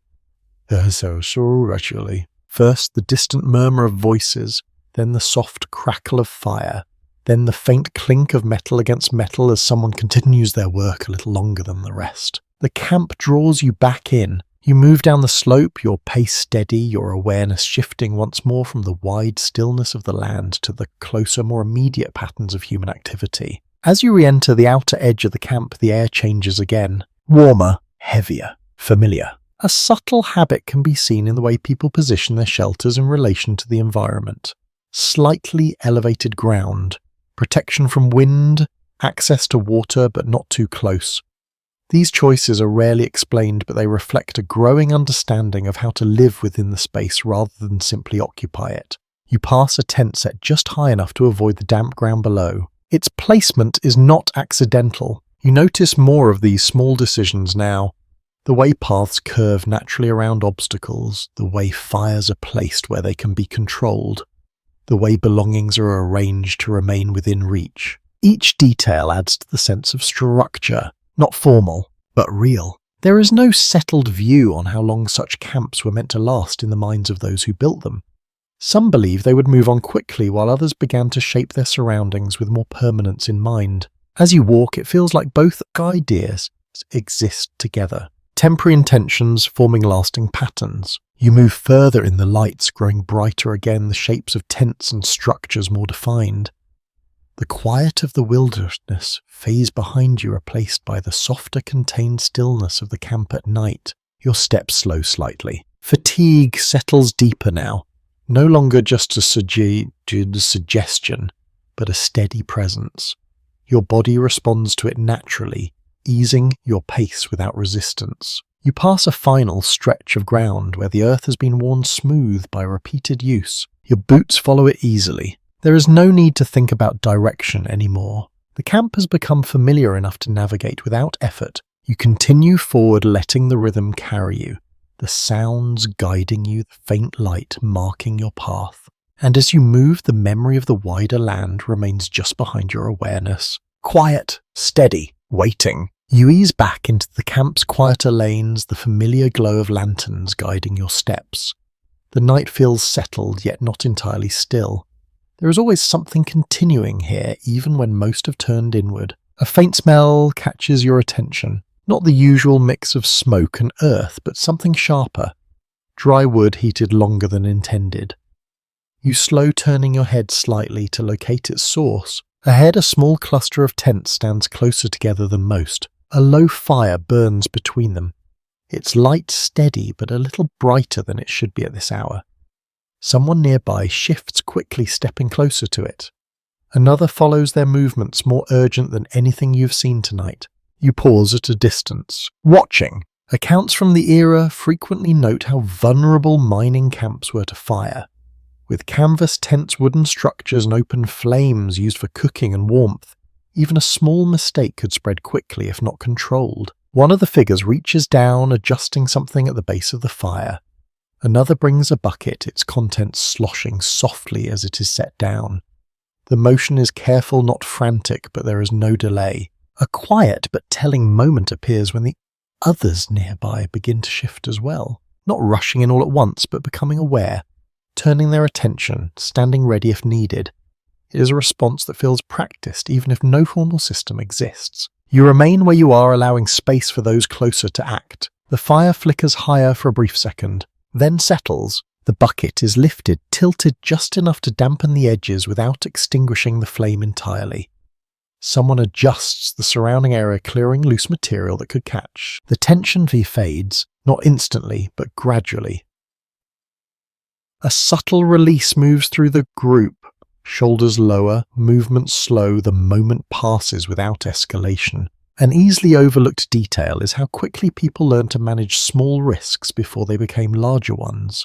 Fire, unstable ground, shifting weather. Each carried potential danger, but constant exposure created a kind of quiet readiness. You continue walking. The smell fades as you move further away, replaced again by the more familiar sense of the camp.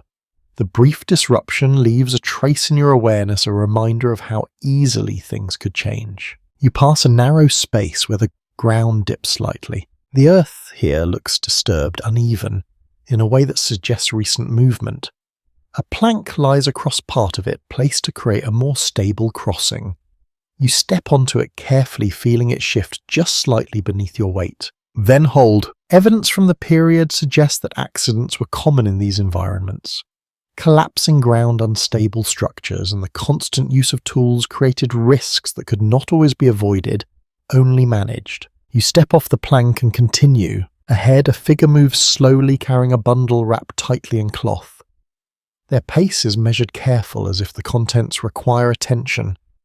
Another person walks beside them, speaking in a low voice. You do not hear the words, only the tone. Supportive. Steady. A small but revealing habit emerges in the way people assist one another in these moments. Not loudly, not dramatically, but with quiet presence. Walking alongside, offering a hand if needed, remaining close without drawing attention. You pass them without interruption. The camp continues its slow rhythm around you, but now you sense the underlying fragility more clearly. The way everything depends on balance, attention, small decisions made at the right time. There is no settled view on how often serious accidents shape the course of individual lives here, but personal accounts suggest that risk was always present even when it did not result in visible harm. You feel that awareness settle more deeply, not as fear, but as understanding. You move toward another open space where a few lanterns still burn. The ground here is uneven, marked by shallow depressions and scattered debris. A tool lies half buried in the earth, its handle catching the light. Nearby, a rope is tied loosely between two posts, marking a boundary that is not immediately obvious until you see it. You adjust your path slightly, avoiding it. A subtle habit can be seen in how these boundaries are created. Not always clearly marked, but understood by those who move within them. A rope, a stake, a shifting ground, enough to signal without needing explanation. You continue on your steps, steady, your awareness quiet but present. The night deepens further. Fewer lights remain. The camp feels as if it is drawing inward, each space settling into rest one by one. The earlier movement has faded almost completely, leaving only the occasional sound to remind you that not everything has stopped. You take a slow breath. The air is cooler now, the chill more noticeable against your skin. It feels clean in a way that contrasts with the day, as if the night has cleared some of the weight that settled earlier. You pass one final fire, now reduced to glowing embers. Someone sits beside it, their posture still, their attention fixed on the fading light. You do not disturb them. You simply move past, letting the quiet moment remain untouched. The path ahead is familiar. You follow it without hesitation. The ground, the shapes, the light, all known now, at least enough to move without uncertainty. And as you walk, the memory of that brief flicker of danger lingers. Not sharply, just enough. A reminder that this place, for all its rhythm and routine, holds moments that can shift without warning. And yet it continues, steady, resilient, held together by those who remain aware even in the quiet. You continue along the familiar path, your steps softer, now shaped more by habit than intention. The camp has settled into a deeper stillness, the kind that comes not from absence but from completion. The work of the day has ended, The movement has slowed. What remains is a quiet continuation that does not demand attention. Your body feels heavier, not suddenly but gradually, as if the weight has been building without your notice. Your shoulders relax, your pace shortens, and your breathing finds a slower rhythm that matches the calm around you. You pass tents that now rest in near silence. Their outlines are faint, their presence marked only by the occasional flicker of a dying lantern or the soft shift of fabric as someone moves within. There is no urgency here anymore, only rest taken wherever it can be found. A pattern often recorded in descriptions of mining life is how quickly excitement faded into routine. The early days filled with anticipation and energy gave way to a steadier, more repetitive rhythm as the reality of daily labour settled in. You feel that change now, not just in the camp but in yourself. The sense of possibility remains, but it no longer drives every movement. It sits quietly beneath the surface, steady rather than urgent. You move past a small clearing where a few tools lie scattered. A shovel rests against a crate. A pan sits on the ground, its surface dull in the low light. No one is tending to them now. They wait just as the work itself waits, ready to begin again when the light returns. A quiet but telling moment appears when you notice how everything seems to pause without losing its place. Nothing is packed away completely. Nothing is abandoned. It is simply set down, ready to be picked up again. You continue walking, your boots pressing lightly into the earth. The ground feels different at this hour. Cooler, more stable. The constant movement of the day has eased, allowing the surface to settle. Your steps leave faint impressions that will be disturbed again soon enough, but for now, they remain small marks in a moment of stillness. You pass a narrow space where two tents stand slightly apart from the rest. Between them a figure lies wrapped in a blanket, resting directly on the ground. Their breathing is slow, steady, almost inaudible. The simplicity of it stands out, no structure, no barrier, just a place to rest where space allows. One easily missed detail is how flexible sleeping arrangements could be in these camps. People rested where they found room, adapting to conditions rather than expecting comfort. A bed, when available, was a luxury. The ground was often enough. You move on quietly, careful not to disturb. The path widens slightly ahead, opening into an area where the earth has been worn smooth by repeated use. Here the signs of the day linger more clearly, footprints layered over one another, marks from tools, faint tracks left by carts or dragged materials. You slow, taking it in. Each mark tells a small part of the story, effort repeated again and again until the ground itself begins to reflect it. There is no settled view on how long individuals maintained their initial determination in these conditions. Some accounts suggest that persistence remained strong despite hardship, while others indicate a gradual shift toward acceptance of a slower, less certain outcome. As you stand there, the second feels closer, not as a loss, but as a change. You begin to walk again, your steps steady but unhurried. The camp feels quieter with each passing moment. Fewer lights remain, fewer sounds break the stillness. What was once constant movement has become a series of isolated moments, each one fading into the next. You pass a final cluster of tents where a lantern still burns faintly. Inside, someone shifts, adjusting their position before settling again. The movement is small but noticeable, a reminder that rest here is rarely uninterrupted, shaped by the same conditions that define everything else. A subtle habit can be seen in the way people adapt to this.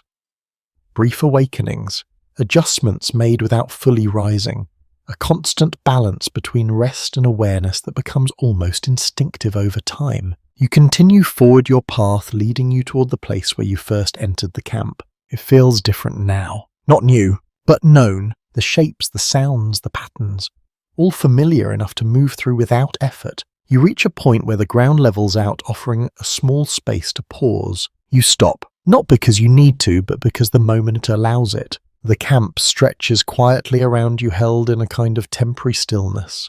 The work has paused, but it has not ended. It waits just beneath the surface, ready to return with the first light. You take a slow breath. The air feels cool and steady, filling your lungs without resistance. It carries the faint traces of everything that has passed. Smoke, earth, effort, rest. You let it settle, then release it. Your body responds in kind, easing further into the quiet. The tension that once held your movements in place begins to fade, replaced by something softer, more grounded. You stand there for a moment longer, then begin to move again, slowly, gently, as the night continues to deepen around you, and the camp drifts further into its quiet, enduring rhythm. You move slowly now, your steps guided more by instinct than decision, following the familiar curve of the path as it leads you back toward the quieter edge of the camp. The night has settled fully, and what remains is a deep, steady calm that feels almost complete. Only a few lanterns still burn. Their light is soft and contained no longer marking activity but presence.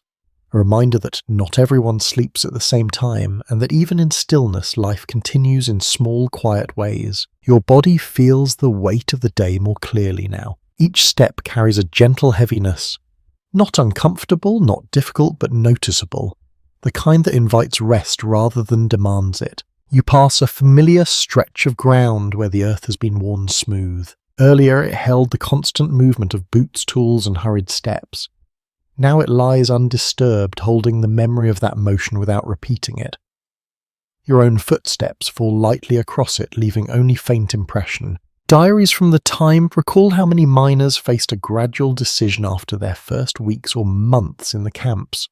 Whether to remain adapting to the slow pace and uncertain returns, or to leave carrying with them whatever they had managed to gain. You feel that question now, not as pressure, but as a quiet presence. You continue walking your pace steady, your breathing even. Ahead, a small group remains gathered near a low fire, now reduced to a faint glow. Their voices are barely audible, more a murmur than a conversation. You catch fragments of sound, but not meaning. Does not matter. The tone is enough. Calm, measured. One quiet observation is how conversations at this hour often drift toward reflection rather than action. The urgency of the day fades, leaving space for thoughts that do not need to lead anywhere. You slow slightly as you pass, then continue on. The path begins to rise again gently, leading you toward the same vantage point you found earlier. The slope feels easier now, your body adjusting naturally despite the fatigue that has settled in. When you reach the top, you pause. The camp stretches below you once more, but it looks different. The lights are fewer, the shape softer, the movement almost gone. What remains is a quiet outline, a suggestion of the activity that filled the space just hours before. You look out beyond it. The land remains unchanged, dark, wide and still. Writers have never fully agreed on how many people ultimately chose to leave the goldfields without success. Some records suggest large numbers moved on after short periods, while others indicate that many stayed longer than expected, drawn by the persistent possibility of finding more. As you stand here, the idea feels less abstract. You understand how someone might stay, not because of certainty, but because of the small moments that keep the possibility alive. You think briefly of the river, the slow movement of water, the faint glint in the pan, the small weight of gold in your pouch. A detail that often goes unnoticed is how even the smallest success could reshape a person's expectations. Not enough to change everything, but enough to justify continuing just a little longer.